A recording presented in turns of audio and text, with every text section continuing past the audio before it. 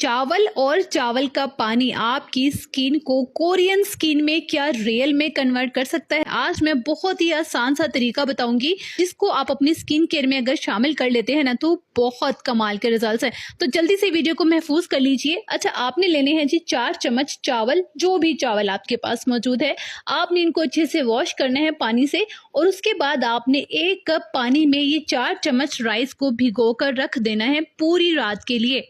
Next morning आप देखेंगे कि इसका कलर बहुत अच्छे से चेंज हो जाएगा पानी का। अब आपने इसको छान लेना है और इसको आपने किसी भी स्प्रे बॉटल में डालकर फ्रिज में रख देना है 2 हफ्तों के लिए।